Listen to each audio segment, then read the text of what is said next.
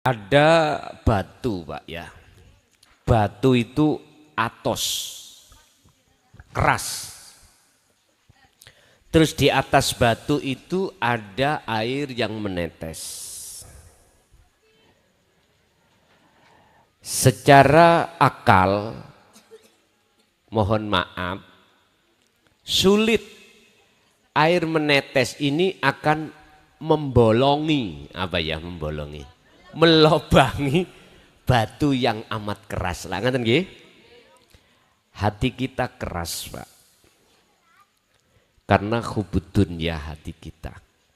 Susah untuk bisa mencapai tingkatan makrifat. Oke, logis. Tapi jikalau air yang menetes itu tidak berhenti, terus menerus, maka aku yakin batu sekeras apapun akan menjadi lubang. Ya, coba nanti dipraktekkan di rumah sebagai tamsil atau contoh atau sebagai angan-angan kita, tafakur kita pada Allah. Sama. Bagaimana ihsan kita betul-betul hakul yakin.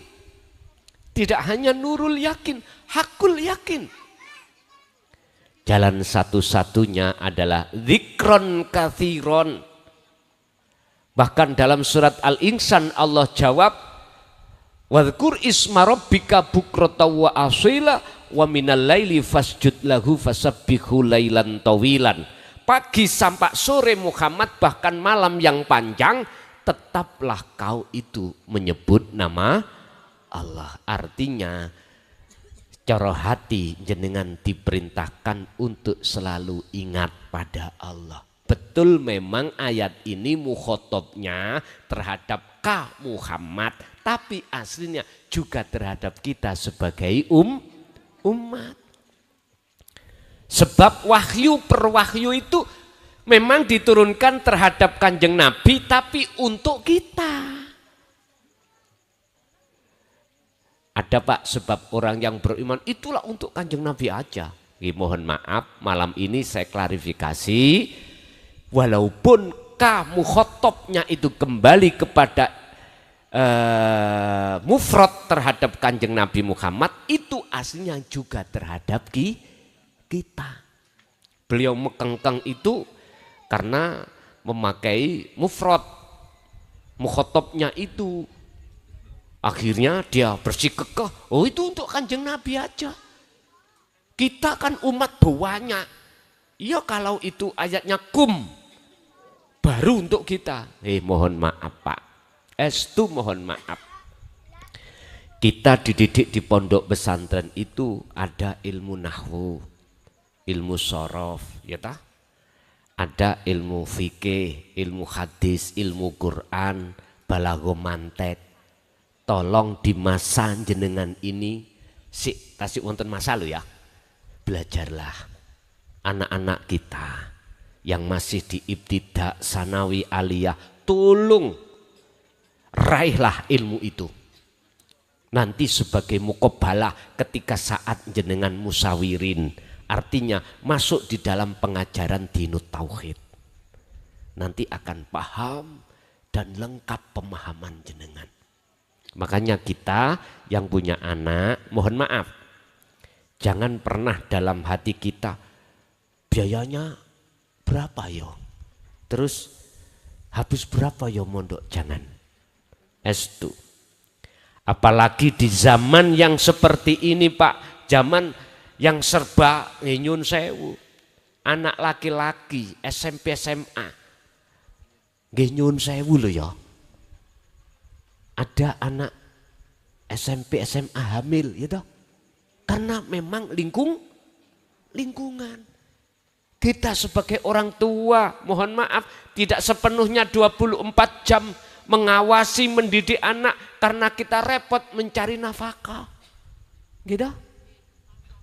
Jalan satu-satunya untuk menyelamatkan masa depan anak kita, masukkan pondok pesantren. Pun, niki solusinya, pun. Percaya dan tidak percaya, inilah sebagai jawaban yang akan mencetak penerus Kanjeng Nabi Muhammad Sallallahu Alaihi Wasallam. Banyak Pak sekarang itu belajar ilmu ning YouTube. Ngapunten loh ya. Tapi mohon maaf kalau tidak kita masuk dunia pesantren. Kita itu bisanya ngomong tapi gak bisa baca kitab. Nggih. Kuncinya jadi ulama iku kudu bisa baca kitab kuning utawa kitab gundul. Lah bagaimana mungkin kita akan bisa membaca kitab gundul kalau nahwu shorof itu tidak kita kuasai? Enggak iso. Lah nek umpama gak iso maca kitab tapi sering ning panggung ceramah iku dudu ulama, iku penceramah. Biasane iku nggih mohon maaf nek tak dengarno iku kok yo sifate iku ngobong katul, tahu katul sampean? Dedek ya ta. Hati-hati.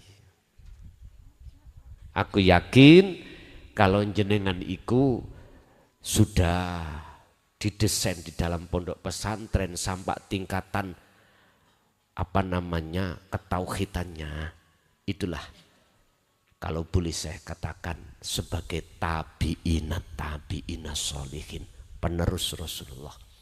Kita nggak butuh sebagai pengakuan nasab, nggak butuh.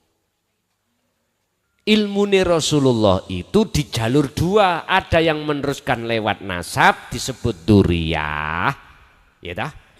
Ada yang dari sudut sayyid itu apa orang dekat beliau, para sahabat, tapi nggak ada hubungan. Nah, ilmunya dua-duanya sama. Inilah yang wajib disebut habaib. Ini kekasih Allah sebagai tabi'in. Untuk mencapai habib itu syaratnya bukan nasab. Amanu wa taqau, iman dan takwa pada Allah. Baru bisa menuju ke situ. Yun sewu, kita lihat bagaimana karakter Rasulullah di dalam Al-Quran. Sifatnya bagaimana. Wa ma arsalnaka rahmatan lil ngalamin. Laqad kana lakum fi Rasulillahi uswatun. Kasih contoh, mboten gacor ngeten iki. Niki lak gacor ah. Ngerti gacor amen? Uswatun hasanah itu mempelajarkan. Nek khuswatun hasanah memberikan contoh. Uswatun Rasulullah langsung memberikan contoh. Beliau memberikan contoh, sebelum memberikan contoh, beliau itu sudah melakukan terlebih dahulu. Kalau mau itu kadang-kadang kita bicara tapi kadang kita belum melakukan. Niki hati-hati. Hati-hati. Rasulullah malah uswatun hasanah. Kalau kita melihat di Al-Quran. Di samping dia menjadi rahmat segenap makhluk, segenap alam. Artinya menjadikan kedamaian, Pak. Al-Amin bisa disebut sebagai yang dipercaya. Sifatnya kan ada 4. Sidik, fatonah, tablek, amanah. Sekarang gini, yang ngaku-ngaku duriyah, ada enggak rahmatan lil alamin? Ayo. Malah menjadi rawat. Pribumi antara pribumi akan tawur. Inilah akan terjadi kedua kali perang Palegrek. Mungkin sejarah jenengan sekolah biyen dulu ada kan perang Palegrek antara saudara pribumi dengan pribumi. Pribumi yang menganut kiai-kiai desa, pribumi yang menganut yang terusih habaib. Nanti dilihat apakah terjadi dan kapan ini terjadi. Kemarin sudah mendeklarasikan akan nyun sewu ya, terapi tegangan. Hati-hati. Hati-hati. Mohon maaf, kita mengantisipasi ke sana. Bagaimana pribumi tidak bisa diadu domba. Tak buka surat Az-Zumar ayat 40, tak luruskan. Saya tidak benci dengan orang yang membaca sholawat, ngajak masalah. Enggak, saya luruskan. Sebab orang yang membaca sholawat itu endingnya, tujuannya supaya dapat syafaat dari kanjeng. Dan kita beriman yang memiliki syafaat itu hanya kanjeng Nabi. Ternyata bukan itu. Itu milik Allah yang dilewatkan kanjeng Nabi untuk kita. Berarti syaratnya kita membaca sholawat, wajib imannya syafaat itu datangnya dari Allah. Dari Allah. Bapak Ibu, kembali kepada pertanyaan pertama tadi. Untuk mengimankan ihsan, jenengan fastaqomu, teruskan oleh berzikir. Zikir yang mengingat Allah. Sebab Allah sudah menyatakan ala bidzikrillahi tatmainnul qulub. Ingatlah, hanya mengingat kepada Allah, jiwamu akan damai. Ini. Yang kedua, bagaimana kita itu di dalam zikir itu bertahap, sampai di mana tahapannya sirul asrar. Pun, saya melihat di sini, mungkin bisa dibuka di dalam kitab Hikam.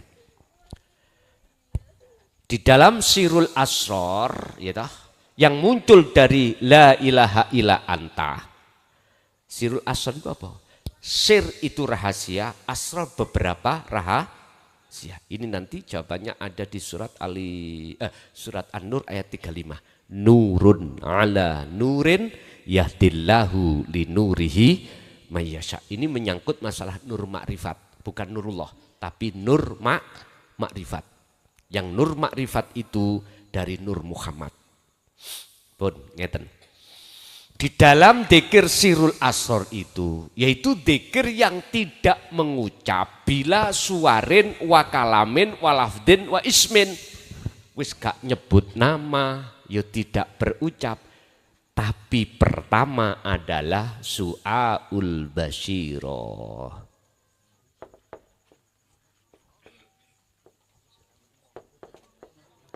Apa su'aul basyirah? Merasakan kalau Allah hanya ilahun wahid, hidup kang sejati, yaitu Allah subhanahu wa ta'ala. Di dalam diri kita dan di luar diri kita lah sang yang berperan.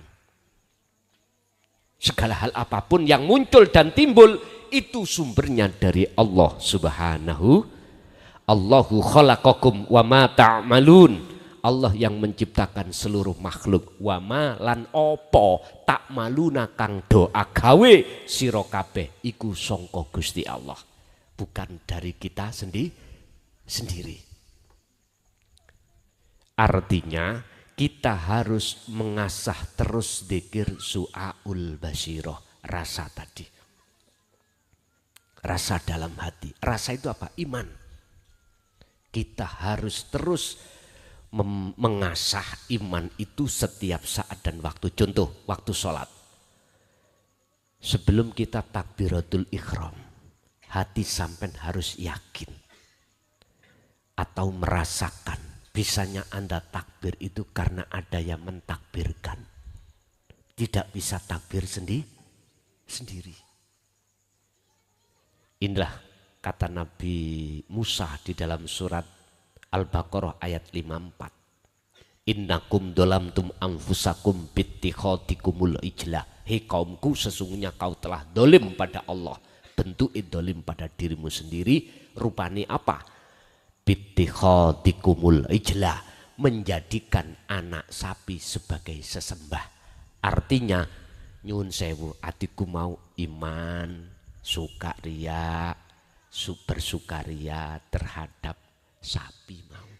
Artinya gambar sapi ada di dalam hati.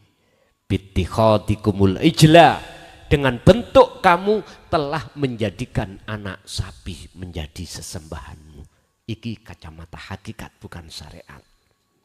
Bukan sapi pedet-pedet wujud mboten. Apa? Ning ati ono rasa iman bahwasanya sing ngaji metu iki teko klason. Atiku ngunu, berarti sama halnya saya menyembah pedet. Tahu pedet nih?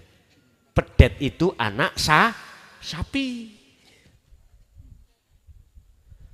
Bagaimana caranya kita itu untuk bertobat? Fatubu ila bari'ikum, dengan cara faktulu anfusakum, lepaskan rasa keakuan dalam dirimu itu yang melakukan. Dilepas. Inilah maksud su'aul Basiroh. Ini sama halnya su'aul Basiroh itu ada di surah Al-Ankabut ayat 5. Allah dawuh, mangkana yarju liqa Allah fa inna ajalallah la'at. Barang siapa dalam hatinya ingin bertemu Allah, ada keinginan untuk bertemu Allah, karena ada rindu. Mengapa demikian? Karena jenengan sudah mendapatkan guru akhirat dan diwejang ilmu untuk mengesahkan Allah. Mesti rindu sampean untuk selalu bertemu Allah. Waktu sholat pingin ketemu Allah. Barang siapa di antara kamu sekalian ingin, dalam hatinya ada keinginan, harapan untuk bertemu Allah, fa inna ajalallah la'at. Allah berjanji. Nih, niki sampean gecoki. Allah berjanji pertemuan mesti terjadi. Allah berjanji dalam waktu yang sudah Allah tentukan pertemuan itu terjadi. Entah ketika sholat, entah ketika zakat, sedekah, puasa, haji, atau kerja, atau waktu makan, atau apapun. Tandanya bertemu Allah tadi. Ada 3 hal tadi yang saya katakan di depan. Apa? Dalam hati sudah lepas keakuan diri. Nomor 2, dalam hati muncul akunya Allah semuanya yang melakukan.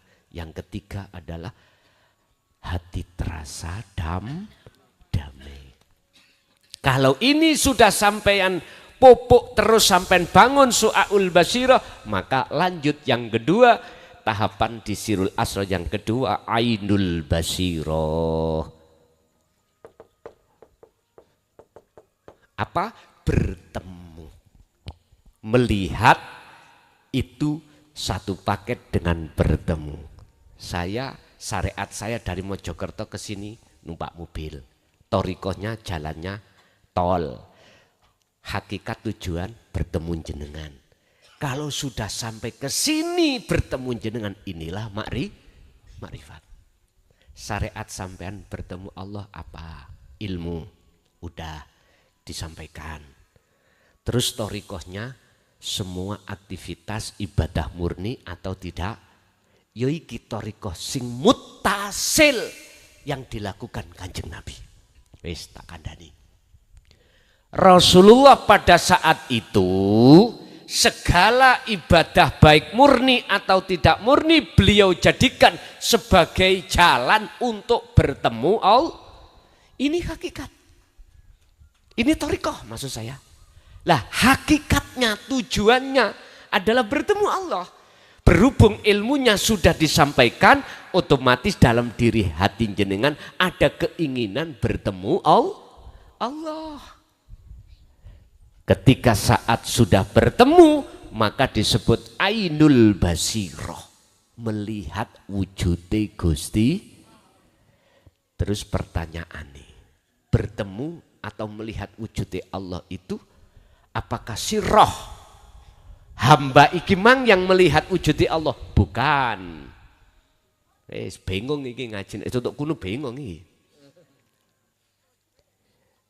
Syekh Ibnu Athaillah kalau mendefinisikan bertemu Allah iku ngene. La ibsarun wa mubsarun wa basarun. Yang melihat tadi, yang menghadap disebut makhluk. Lah kan nggih? Oke, ruh. Yang dilihat adalah Allah. Yang dihadap adalah Allah. Terus yang ketiga, yang melihat mata disebut mata. Ketiganya itu fana. Nama-nama tiga itu fana. Hilang. Terus yang ada siapa? Ya yang ada.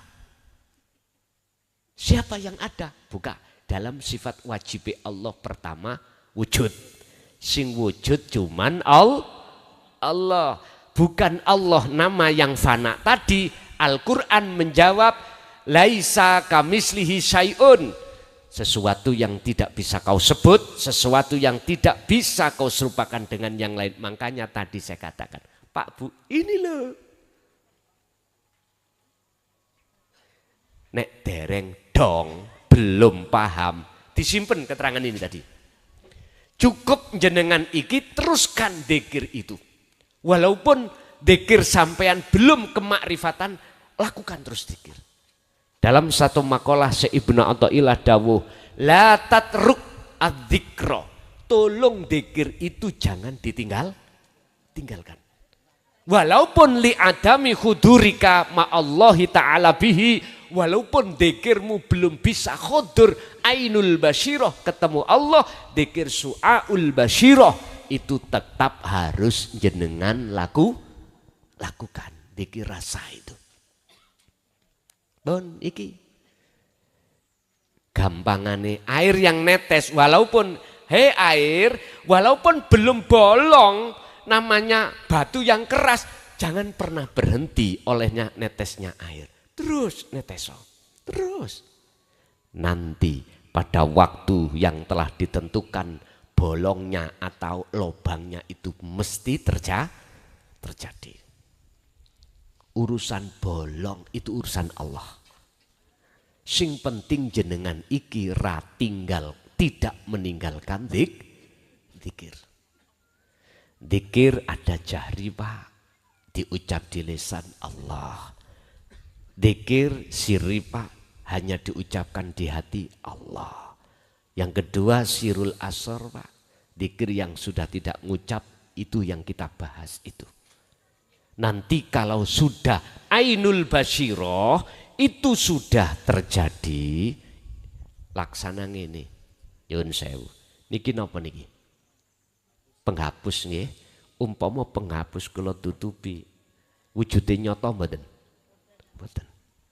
Sampeyan tak kasih tahu, Bapak Ibu, subhanalladzi asra bi 'abdihi lailan, zat yang maha suci hidup yang memperjalankan jenengan itu ada di dalam dan di luar jenengan. Wujudnya Allah itu. Sampai beriman. Sama dengan Bu, di dalam kubeluk itu ada penghapus. Jenengan sudah iman. Oh iya. Oke. Sampai jangan berhenti di sini. Jenengan harus fal ya'mal amalan sholihan. Harus ada tindakan bagaimana caranya kabar yang saya terima dan saya yakin itu menjadi hakul yakin. Tadi nurul yakin. Nur, cahaya, yakin, keyakinan. Sampai sudah ada keimanan. Aku percaya semua itu Allah. Tapi aku belum ketemu Allah. Belum nyoto Allah bagi saya. Karena sebab ada tutup. Bukan Allah itu bisa ditutupi loh Pak ya. Yang ditutupi kita yang tertutup. Itu harus dihilangkan. Nah, lewat su'aul basyirah. Terus dibangun dzikir rasa itu sampai kapanpun. Kalau itu sudah dengan lakukan terus menerus, maka ainul basyirah bertemu.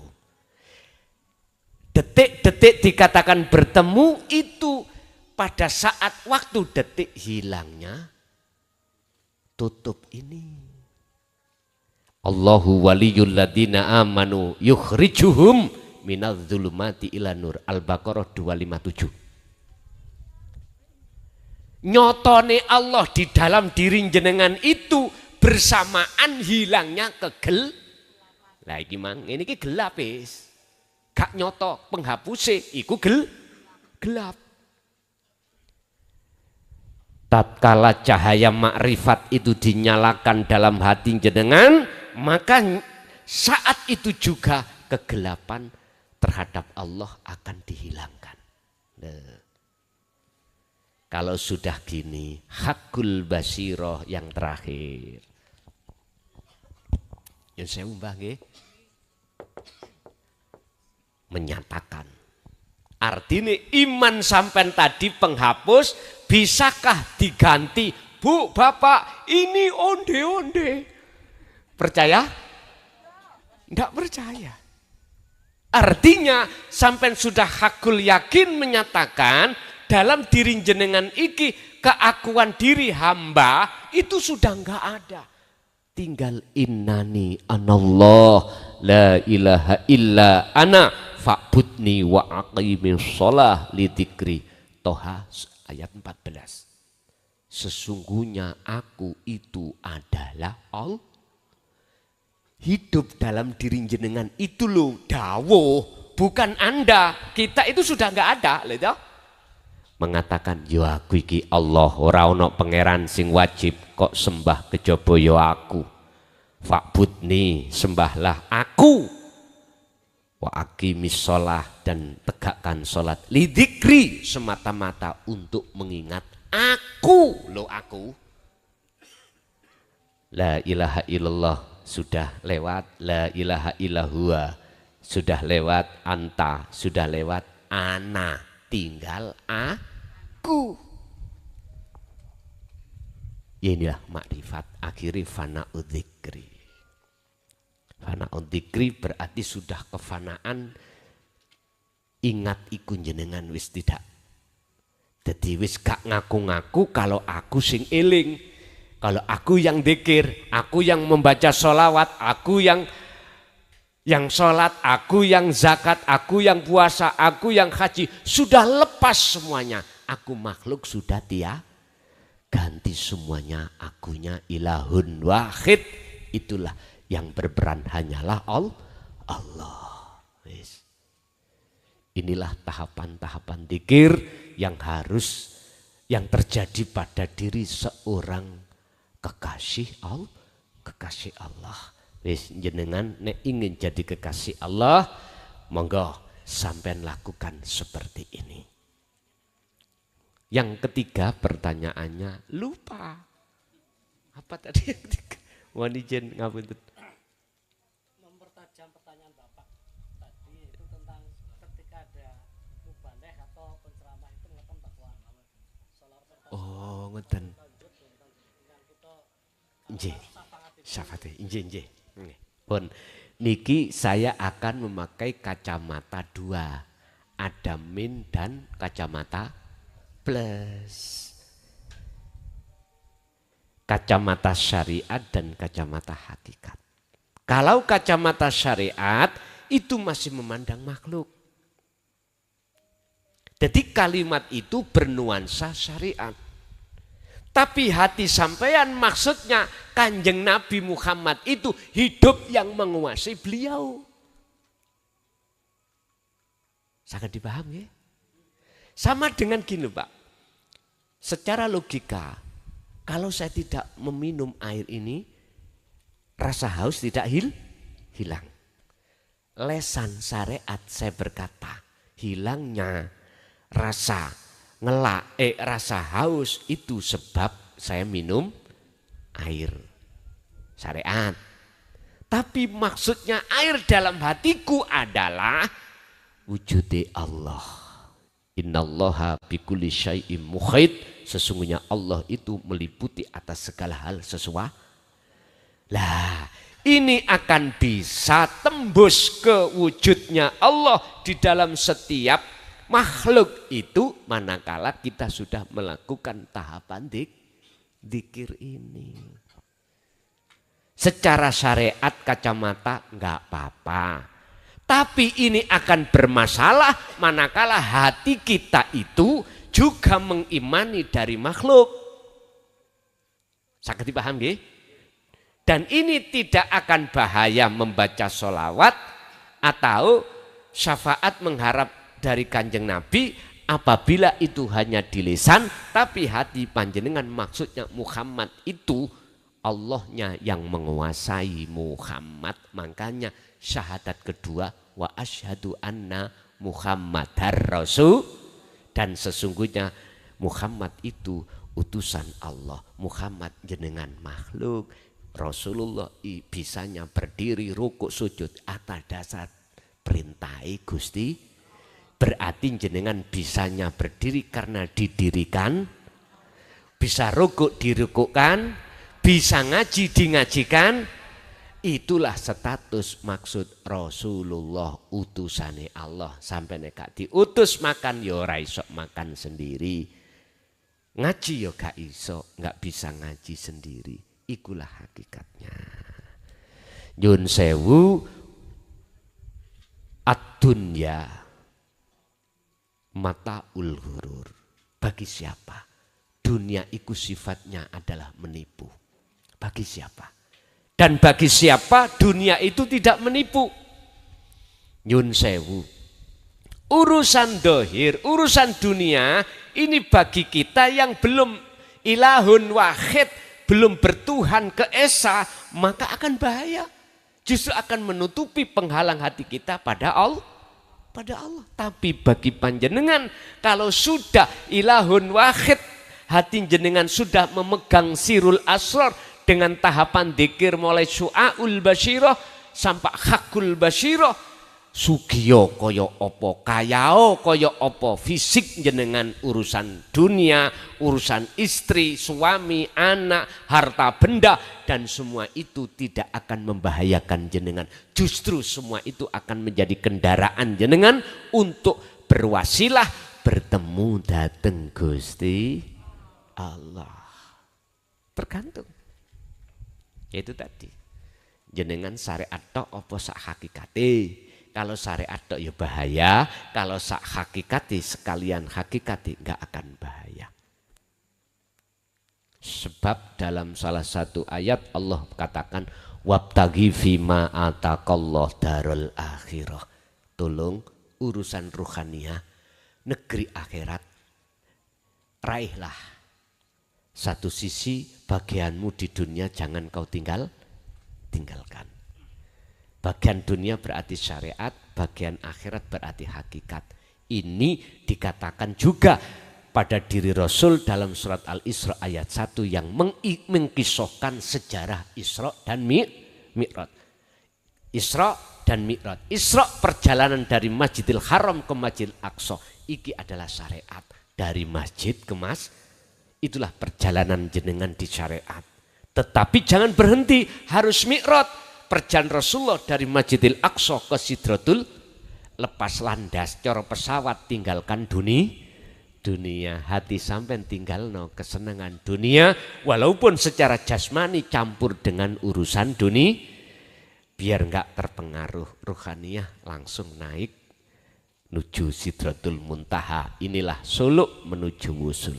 Maka biar tidak menjadi dunia ini pengaruh penghalang kita pada Allah, sistemnya jadilah kau seperti ikan yang hidup di laut. Walaupun airnya terasa asin, ikan itu tidak terasa asin. Artinya dagingnya ikan laut tidak bisa dipengaruhi oleh asinnya air lah. Nggak ada. Ikan laut itu asin. Nggak ada. Sampai mancing, sampai goreng nggak terasa tawar, tidak asin. Aneh, dia tiap saat dan waktu campur dengan air asin tidak terasa. Apa sebabnya? Karena dia hidup. Ikan tahu, ikan tempe, nyun sewu ya, ikan mati ya. Sampai uyai dulu, sampai goreng asin enggak? Asin. Aneh bin ajaib nih. Karena apa? Ikan tempe tahu iku ikan mati. Artinya hati kita manakala kegolong hati yang mati, maka pasti terpengaruh dengan kesenangan dunia. Kalau hati kita tergolong hati yang hidup, gak akan Pak. Masih jabatan sampai presiden, gak mungkin dolim pada rakyat, gak mungkin korupsi. Karena dia sibuk hatinya berzikir dateng Gusti. Nggih niki rahmatan lil alamin. Jadi mboten napa-napa cara syariat Pak, jasmani, tapi berbahaya manakala rohaniah kita tidak berhakikat. Itu aja. Nggih. Sekali lagi Bapak mungkin. Nah itu belakang nih kok ada. Sinten? Lah niki ngarep iki ono ya apa iki? Ayo sing disik-disikannya kelmik monggo ngoten mawon.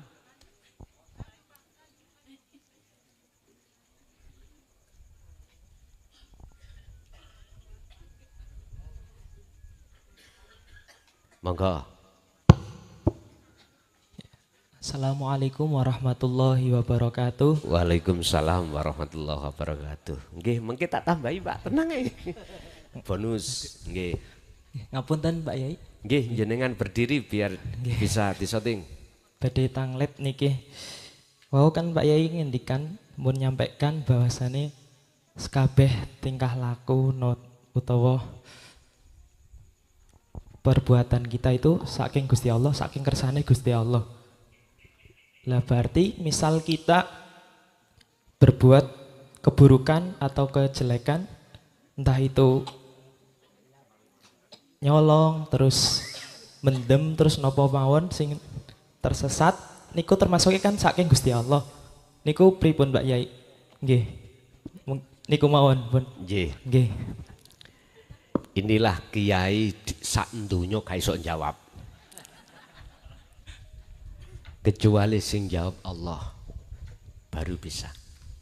Artinya apa? Di dalam Al-Quran hujahnya ada. Jikalau baik datangnya dari Allah, jikalau jelek dari nafsumu sendiri.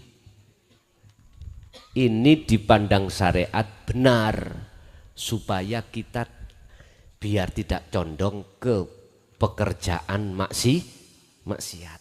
Sekalipun yang menguasai di situ Allah. Yes. Kalau kita itu memandang dari syariat, bingung Pak. Kiai syariat nggak berani mengatakan iku songko Gusti Allah. Mesti mengatakan nafsu karena memang beliau punya dasar hujah Al-Quran. Terus kalau kita tarik dari kacamata hakikat berarti ada penguasa dua. Allah dengan nafsu dalam diri kita. Lah ngoten nggih. Padahal hakikat itu memandangnya itu ilahun wahid, ketunggalan. Terus biar gak bingung bagaimana kalau maksiat itu datangnya dari Allah, ya apa iku biar kula saged nrimo. Lah ngoten nggih. Saged memahami. Pun nyun sewu. Bahasa maksiat, bahasa taat itu kan muncul dari syariat. Baik dan jelek. Nyun sewu. Terus siapa yang berkuasa sesungguhnya di dalamnya itu? Tergantung. Kita mandangnya dari mana? Kalau mandang hakikat mandang ahad loh Pak ya. Keesaan Allah. Enggak boleh kita mengatakan penguasa dua. Enggak boleh. Walillahil masyriq wal maghrib. Walillahilan iku tetep kedue Allah. Apa al masyriku utawi sing nguasai jagat etan wal maghrib lan jagat kulon. Itu hanyalah Allah. Sampai akan paham dan kita tidak akan protes dan tidak menuduh ada penguasa dua manakala kita sudah sampai di hakul basiroh. Kalau belum masih bingung Pak kita. Estu masih bingung. Ingat, di dalam tubuh kita ada segumpal daging. Tatkala itu bagus, maka baguslah semuanya. Jikalau itu fasad, rusak, maka rusaklah semua. Apakah itu? Hadis Rasulullah sahih, itulah hati. Terus dinukil oleh Imam Ghazali di dalam kitab Ihya Ulumuddin juz 2, insya Allah kalau enggak salah. Bukan hati maksudnya seperti hati ayam, bukan. Al-qalbu ay ar-ruh, maksudnya ruh. Jikalau ruh kita itu beriman ada 2, bahkan ada 3, ada 4, maka rusaklah ruh itu. Setelah itu maka rusaklah seluruh perbuatan jasmani kita, Pak. Rusak di mata Allah, bukan di mata manusia. Akhirnya jasad kita ini gampang maksiat. Karena kita tidak merasa Allah dekat atau Allah selalu melihat kita. Nyun sewu, tombok togel niku dosa napa mboten miturut syariat? Larangan apa perintah? Nyun sewu Pak, saya tidak ngomong inisial loh ya. Saya pernah tahun 2001-2002 diparani kiai Pak, ulama, minta nomor. Mohon maaf ya, saya katakan ulama karena pandangan umum dia tukang ngaji. Kebebeng, tahu kebebeng Pak? Keterpaksaan, hutangnya banyak. Niku bilang sama saya, Gus, dudunono meresuk kemis iku piro muncule, kanggo nyaur utang tok ae. Saya coba, mohon maaf. Ini tingkatannya kita sebagai tukang ngaji, isok ngaji. Apalagi yang tidak belas, nah gitu toh. Artinya siapapun kita, apapun status kita, kalau belum sampai dzikir sirul asror, su'aul basyiroh, bahkan hakul basyiroh, mesti terbuai Pak, kita itu hati kita. Dengan gebiarindunya terbuai.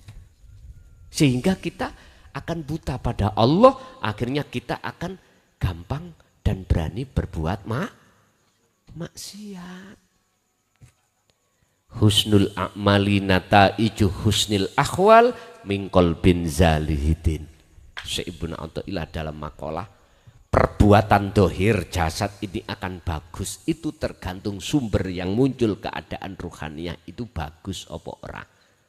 Bagusnya hati ruhaniyah jenengan yaitu min qalbin zahidin. Kalau di dalam Al-Quran, inni wajah tuwaj hiya, wajah ras sampean menghadap ke wajahi Gusti, baru itu benar. Nek wis seperti ini Allah terasa dekat dan Allah terasa selalu melihat kita. Enggak akan Pak kita itu gampang berbuat maksiat. Bapak Ibu, terus bagaimana kita meyakini kalau maksiat itu datangnya dari Allah? Ngeten. Jangan dilihat makhluke. Nek sampean lihat makhluke mesti muncul kata-kata mesti muncul kata taat dan maksiat. Coba sampean lihat dari sisi ilahun wahid yang berkuasa, siapa? Nah, kalau sampean sudah melihat itu, barulah kalimat maksiat dan taat itu fana. Sehingga manakala ditarik ke syariat lagi, sebab apa Allah menguasai si A berbuat maksiat, si B berbuat taat, sebab apa? Lah asbabun nuzul akan masuk niki, seret sampean tahu jawabane. Oh, mek satu jawabane. Yang taat sami'na wa atokna, yang maksiat sami'na wa asaina. Jawabannya di dalam surat Al-Baqarah ayat ndek-ndekan. Innal ladzina kafaru sawaun 'alaihim a'anzartahum am lam tundirhum layu, mereka yang maksiat itu karena dituturi atau tidak, dinasehati atau tidak, tetap hatinya layu minun, tidak percaya. Lah maksiat niki sing kula maksud maksiate ati. Maksiate ada dua, maksiate jasad dan maksiate roh. Khusus yang kubahas tadi adalah maksiate roh. Apa maksiate roh? Musyrik, menyentuhkan Allah dengan yang lain. Nek maksiate jasad iki ditoton ning hukum syariat. Wis ngerti iku bojone wong.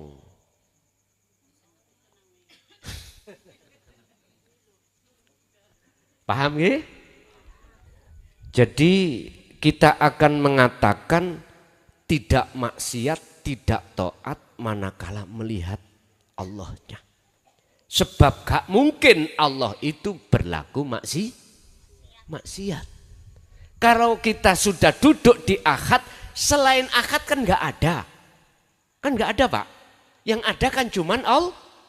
Bagaimana mungkin kita makhluk yang tidak ada bisa melakukan maksiat taat? Makanya saya katakan bertemu Allah itu bagaimana mungkin kita yang sebagai makhluk yang sifatnya tidak wujud bisa melihat yang wujud. Mungkin mboten? Mboten mungkin. Jadi yang bisa melihat yang wujud sendiri, berarti yang melihat Allah itu Allah sendiri. Setelah dalam dirimu kefanaan keakuan dirimu sebagai makhluk. Bau wengung memangnya kalau sudah di situ Pak. Tapi kalau sampai terus menerus gelem dzikir seperti itu, Allah sendiri yang akan membimbing diri jenengan dan jenengan tidak akan pernah bingung manakala nanti kalau sudah di hakul basiro. Dzikir sirul asro iki proses sih Pak. Muncul dari kalimat tauhid di dalam surah Al-Anbiya ayat 87. La ilaha illa anta subhanaka inni kuntu minadz zalimin. Tolong iki sampean buka di dalam tafsir mutasyabihah itu di dalam Al-Qur'anul Qadim. Nek Al-Qur'anul Karim berarti bacaannya. Tafsirane Al-Qur'anul Qadim. Tapi kalau sampean lihat dari tafsir muhakamah, apakah Ibnu Katsir, apakah tafsir Jalalain, tafsir Munir, tidak ketemu. Tentang sirrul asrar. Mboten saged ketemu. Ketemunya itu nanti ada di dalam Al-Qur'anul Qadim. Yaiku wahyu Gusti Allah yang tersirat, yang ada di dalam hati jenengan. Iku nanti akan terbuka manakala jenengan sudah sampai di hakul basiroh. Itu muncul sirul asrar. Lah fungsine bacaane cukup praktek dirasa. Kalau bacaannya ya la ilaha illa anta subhanaka inni kuntu minadz. Kalau jenengan mau cotok lesan ini, hati tidak berjalan rasa, jenengan akan mendapatkan karomah. Jenengan akan muter-muter di makom mukasyafah, tidak bisa ke musyahadah bertemu Allah, nggak iso. Mboten bisa. Itu tidak jauh berbeda ketika jenengan dzikir jahar kali siri. Jenengan masuk thariqah manapun, muktabaroh katanya. Ketika jenengan suluk puluhan tahun, pengen tahu saya. Sudah wusul? Mohon maaf loh ya. Karena saya juga korban Pak. Jujur saya korban. Saya pelaku puluhan tahun. Jujur saya masuk di dalam thariqah salah satu di antara thariqah yang muktabaroh. Aku gak usah nyebut ya. Saya diaturi dzikir sirri, mohon maaf pada saat itu tahun 74 Pak. Berapa? Satu hari satu malam 20.000. Kalau sekarang berapa? 5.000. 20.000 Pak. Tapi itu memang proses birriyadoh wal adhkar. Memang proses itu. Tapi saya katakan kalau terus sampean ada di dzikir itu nggak bisa. Untuk dikatakan husul di maqam musyahadah pada Allah. Kita endingnya nanti terminalnya di maqam mukasyafah. Jenengan penuh karomah, jenengan akan mohon maaf, dalam mukasyafah itu jenengan itu tiap saat dan waktu itu gampang ketemu malaikat. Keliwar-keliwari malaikat ikut tahu. Malaikat arep ngambil bibik sampean. Ketemu. Takok. Il kate nandi? Bebekmu tak joko. Kapan Il? Iki cara muhadasah ya, omongan pribadi. Cara ruhaniyah. Ya sok minggu jam 10 siang. Loh, akhirnya ngomong kita pada bebek, Bek, bojone paman, ngeten, atau paman bojone bebek. Bebek aja dijukuk Gusti Allah minggu jam 10. Eblas saya. Tahu eblas? Ngomong apa sih kamu? Padahal bebek masih seger-segere, gitu, masih sehat. Gak mungkin. Loh, kejadian sungguh minggu jam 10 itu dia dipanggil oleh Allah, tidur gak bangun. Loh, itu babakan ilmu kasyaf, ilmu karomah, itu bukan ciri wali, bukan ciri kekasih Allah. Ada tamu datang, seret, mau curhat dan minta tolong. Karomah ngomong, karomah yang dibawa itu ilmu karomahnya itu ngomong nang ngene. Hati jenengan. Orang yang datang tamu itu habis tengkar kemarin. Mau pisahan. Sing laki nempeleng. Sing perempuan nyelatu. Begitu masuk, Assalamualaikum, Waalaikumsalam, duduk. Tamunya durung ngomong. Langsung jenengan ngomong. Kalau jadi suami laki-laki, kalau nempeling tembok, jangan nempeling istri seorang wanita. Kaget mboten? Kaget. Loh, kok tahu?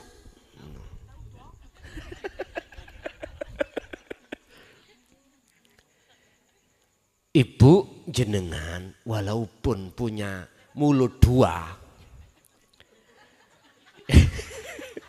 yo jangan mewir-mewir. Orang laki-laki jangan dicelatu-celatu. Kaget nggih? Kaget.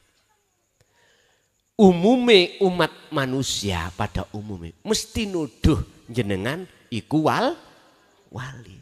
Buka ning Quran, ciri wali bagaimana? Ala inna auliya Allah la khaufun alaihim walahum cirine kekasih Allah itu hatinya gak gampang gelisah, gak gampang susah, khawatir, takut. Sebab apa? Hatinya itu wis yakin, sibuk kabeh sing ngatur Gusti pun. Aman toh? Mboten cirine sing kaya ndak. Makanya masyarakat harus tahu. Jangan didik-didik orang yang sudah tahu perkara yang akan terjadi. Oh itu wali. Karomah, kewalian. Bukan. Tapi juga ada kekasih Allah itu dibonusi Allah karomah. Tapi karomah itu bukan tanda kewalian seseorang terhadap Gusti. Balik pada Quran. Jadi boten nenten lafate Pak, prakteke dirasa.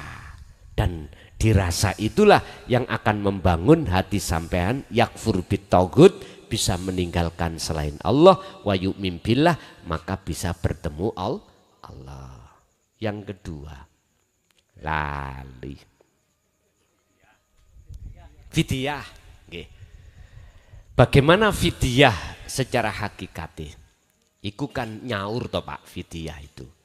Kadang syariat kita, orang tua kita sakit gak sholat 40 hari, akhirnya dibayar fidyah atau diganti sholat, disauri. Hakikatnya ya apa? Nyun sewu.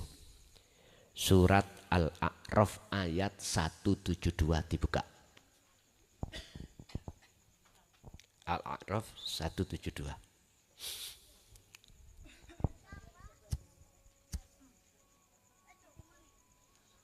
Wis tah pawenak nek ngaji ana kitabe niku nggih. Sampun Bu, ketemu? Dereng. Paketane lemot. Alastu birabbikum qalu bala syahidna. Ruhaniyah sampean kali kula waktu di zaman ajali. Sebelum dunia didadekake. Iku sudah punya teken janji pada Allah. Sholat iku wajib toh? Wajib. Hafidu ala sholawah wa sholatil wusta wa kumulillahi qanitin. Perjanjian. Muhammad 5 waktu? Nggih, 5 waktu. Di situ Allah katakan, betulkah ruh al-arwah, aku Tuhanmu. Tetapkah kau bercinta, menyembah, memuja, memuji hanya padaku? Jenengan jawab teng mriku qalu bala syahidna. Qalu mongko padha jawab sapa arwah. Bala injih. Syahidna, bersaksi, melihat, bercinta, menyembah, memuja, memuji sapa ingsun dateng jenengan. Oke, langsung dicatat, disestempel, des. Wa nafakhtu, kemudian lalu ditiupkanlah roh itu terhadap jasad. Disitulah Bapak Ibu nikmatul ijad sudah Allah laksanakan. Nikmat di mana penciptaan jenengan kali kula sebagai makhluk.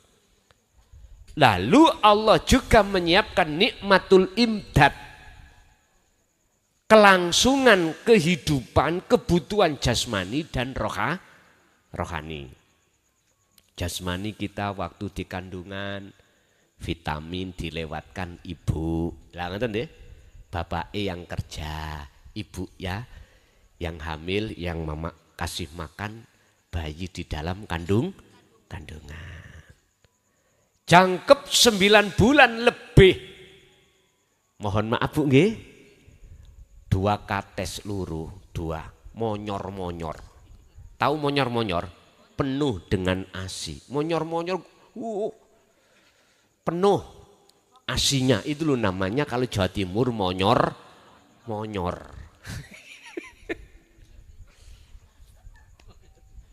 Entah kalau di sini apa namanya? Besar nih loh Pak Bu. Mengker. Ngapunten ya. Niki fakta. Allah sudah menyiapkan nikmatul imdad terhadap bayi jenengan kali kula. Lah ruhnya bagaimana? Rasulullah mengatakan kullu mauludin yuladu 'alal fitrah. Bayi yang dilahirkan dari seorang wanita, apakah itu orang tuanya muslim atau ghairu muslim, tetap fitrah. Artinya fitrah, ruhaniyah sampean kali kula ini masih mulus menyembah Allah. Menyembah ilahun wahid. Masih syahidna. Makanya anak kecil, kata hadis, meninggal sebelum balik, itu adalah langsung surga. Ini sebagai celengane orang tuh, celengan, tahu celengan ya? Nyun sewu. Karena dia belum teringgapi dosa. Belum teringgapi perbuatan yang melanggar hukum. Karena bigori aklin belum balik. anak kecil itu laksana Kanjeng Nabi Adam di surga. Tidak ikut kerja, pingin apapun itu keturutan. Pak, Bu, gule, datang gule. Si kecil gak ikut kerja, gule. Minta mainan, datang mainan. Nabi Adam gitu. Adam, dalem Gusti. Kui pingin urip terus ning negeri surga, injih. Apa sebabnya? Kepingin apa ae kula gak kathik rekoso, soro-soro kerja, datang sendiri. Oh iya, tapi satu yang harus kau pegang perjanjian apa? Wala taqrabah hadhihi syajarah. Jangan kau dekati pohon itu. Karena pohon itu berbuah khuldi. Jikalau kau mendekat mesti kepingin. Jikalau kau kepingin mesti ingin mendapatkan. Kalau sudah mendapatkan mesti kau makan. Siap ngoten. Syahidna nggih Gusti. Jenengan nggih ngoten. Nggih Gusti, kula nyembah jenengan. Tapi ketika akil balik datang, laki atau perempuan, akil balik sing laki cari gendaan, cari pacar. Sing istri memeti, lah ngoten ya. Makanya jangan heran ada anak SMA, anak SMP hamil. Karena dia sudah balik. Artinya kita semua Pak kalau sudah masuk dalam balik, akil balik, nafsu itu masuk, jeret. Nyodorkan buah khuldi. Ketika Nabi Adam mendekat, enak be kok anget. Terus wis kedemok piye rasane? Lah ngoten nggih. Diteruskan. Akhirnya apa? Itu kan sebabnya kan kena daya tipu iblis. Sama jenengan daya tipu nafsu, yaitu kesenangan dunia. Itulah buah khuldi hakikatnya.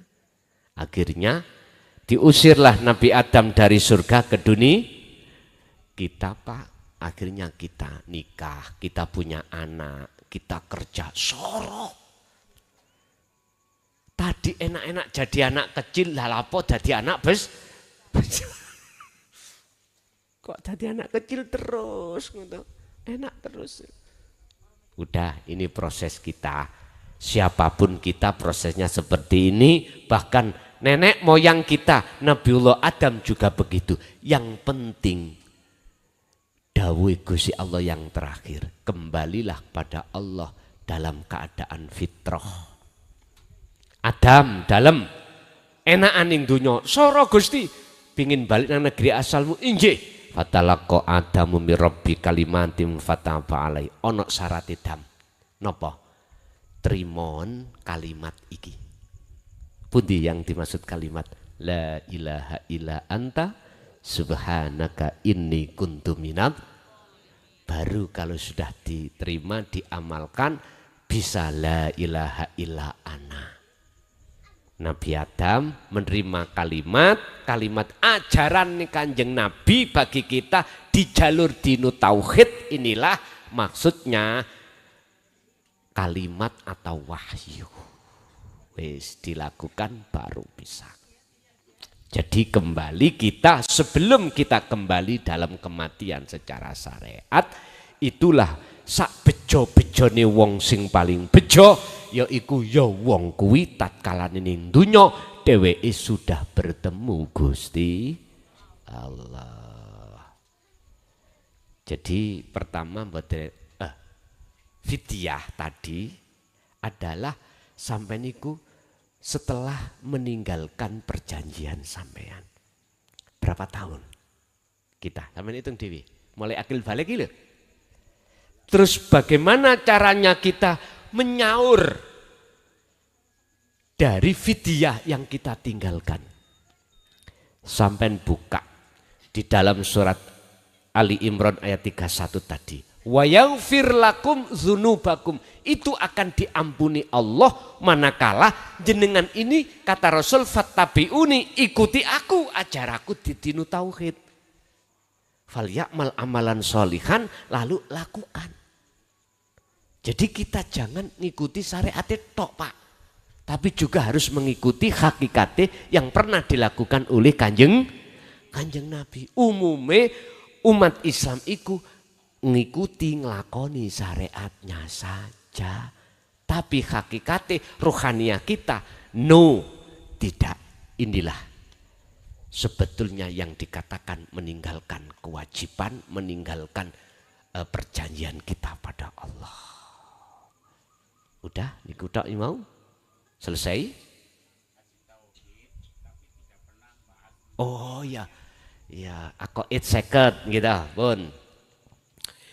Ini saya kaji setiap tahun, tepatnya di bulan Ramadan. Siapapun umat dari manapun penjuru datangnya umat, Ramadan itu saya bahas akoid seket iki atau sifat wajib Allah dan wajib manusia atau Rasul saya bahas komplit di bulan Ramadan. Boleh mengikuti langsung di pondok, boleh lewat live. Memang Pak, kebanyakan itu hanya disampaikan secara syariat. Padahal mulai dari sifat wajib Allah 20, mohal 20, di situ kan ada sifat nafsiyah, sifat salbiyah, ma'ani dan maknawiyah, ya toh? Semua komplit itu mestinya pendidikan rohaniah. Entah beliau-beliau tidak menyampaikan, itu saya juga tidak tahu alasannya. Yang jelas kalau sudah kita membahas wujud, itu pembahasan rohaniah, bukan jasmaniah. Walaupun di dalam sifat ma'ani 7 itu kudrat, irodat, ilmu, hayat, sama, basar, kalam, itu nang rohaniah. Makanya ini saya bahas hanya ada di bulan Ramadan setiap tahun. Kalau tahun depan itu saya masih diizini Allah untuk membahas, saya bahas. Jikalau saya belum digimkan, dipensiunkan, pasti akan kami bahas. Sampai bisa mengikuti langsung ke pondok, di sana sampai hanya berangkat orang tok dengan pakaian udah gratis, dahare gratis, tileme pun jenengan tinggal ngurungokke ngaji udah, terus melakukan kholwat, monggo. Terus bagaimana kita yang ngaji sudah di dalam sifat-sifat wajib Allah terus belum dibahas tentang kerohaniahnya, ya jenengan harus bertanya kepada si ngeji, Pak. Tanya, jenengan harus tanya. Dari kerohaniahnya itu keterangan wujud yang bagaimana, kidam bagaimana, mukhalafatu lil khawadisi qiyamuhu binafsihi sampai mutakaliman. Sifat mukhali Allah, sifat jaisi Allah, sifat wajib Rasul, mukhali Rasul, jaisi Rasul, akhirnya lengkap 50. Niku saya bahas setiap tahun itu cuman di bulan Ramadan. Inilah modal pertama sebagai dasar tauhid untuk pengembangannya itu adalah di dalam ilmu tasawuf lainnya.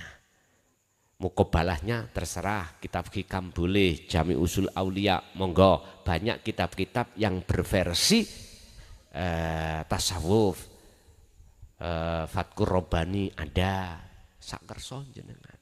Nggih. Wonten malih niku cukup.